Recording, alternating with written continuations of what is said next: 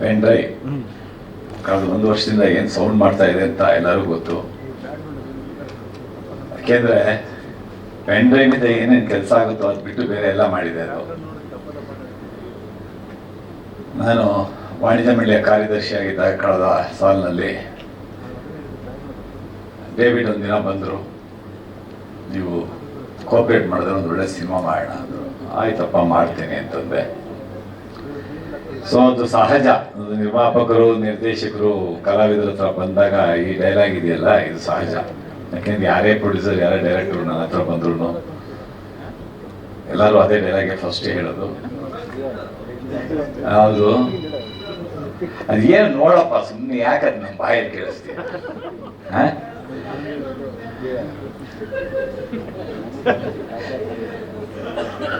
ಅವರವರ ಭಾವಕ್ಕೆ ಅದ ಮುಂದಕ್ಕೆ ಹೇಳಲ್ಲ.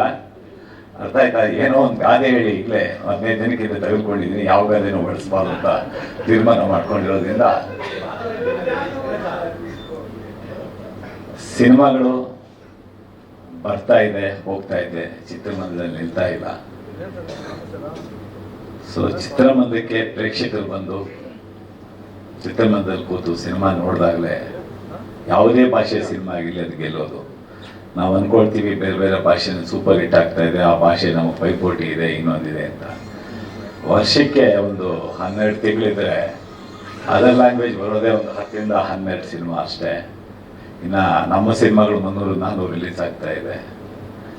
ಸೊ ನಮ್ಮವರೇ ನಮಗೆ ಚಿತ್ರಮಂದಿರಕ್ಕೆ ಬರ್ತಾ ಇಲ್ಲ.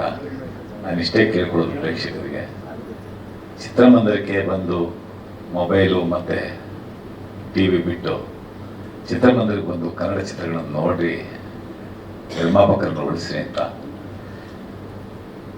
ಕಲಾವಿದನಿಗೆ ಆ ಪಾತ್ರಕ್ಕೆ ಆ ಕ್ಯಾಮ್ರಾ ಮುಂದೆ ಹೋದಾಗ ಇವತ್ತು ಈ ಶೂಟಿಂಗಲ್ಲಿ ಇರ್ತೀವಿ, ನಾಳೆ ಬೇರೆ ಶೂಟಿಂಗ್ ಹೋಗ್ತೀವಿ. ಸೊ ಆ ನಿರ್ದೇಶಕನಿಗೆ ಮತ್ತು ಆ ಚಿತ್ರತಂಡಕ್ಕೆ ಬೇಕಾದ ಹಾಗೆ ಕೆಲಸ ಮಾಡಿಕೊಡೋದು ಕಲಾವಿದರ ಕರ್ತವ್ಯ. ಹಾಗೆ ಈ ಚಿತ್ರದಲ್ಲೂ ನನಗೊಂದು ಒಳ್ಳೆ ಪಾತ್ರ ಕೊಟ್ಟಿದ್ದಾರೆ. ಅದನ್ನು ಪ್ರೇಕ್ಷಕರು ಹೇಗೆ ಸ್ವೀಕರಿಸ್ತಾರೋ ಗೊತ್ತಿಲ್ಲ. ನಾನಂತೂ ನನ್ನ ಕೆಲಸ ಅಚ್ಚುಕಟ್ಟಾಗಿ ಮಾಡಿದ್ದೀನಿ ಅಂತ ಭಾವಿಸ್ತೀನಿ. ಸೊ ಈ ಒಂದು ಬೇರೆ ರೀತಿಯ ಪಾತ್ರ ಕೊಟ್ಟಿದ್ದಕ್ಕೆ ನಿರ್ಮಾಪಕರಂತ ವೆಂಕಟೇಶು, ಹನುಮಂತರಾಜು ಮತ್ತು ನಿರ್ದೇಶಕರಾದ ಡೇವಿಡ್ ಸೆಬಾಸ್ಟಿಯನ್ ಮತ್ತು ನಮ್ಮ ಗೆಳೆಯ ಟೈಗರ್ ವೆಂಕಟೇಶ್ ಎಲ್ರಿಗೂ ನಾನು ಚಿರಋಣಿಯಾಗಿರ್ತೀನಿ. ನಮಸ್ಕಾರ. ಧನ್ಯವಾದ ಸರ್, ಥ್ಯಾಂಕ್ ಯು. ಇದು ತನಿಷಾ ಕುಪ್ಪಂದ ಅವರನ್ನ ವೇದಿಕೆ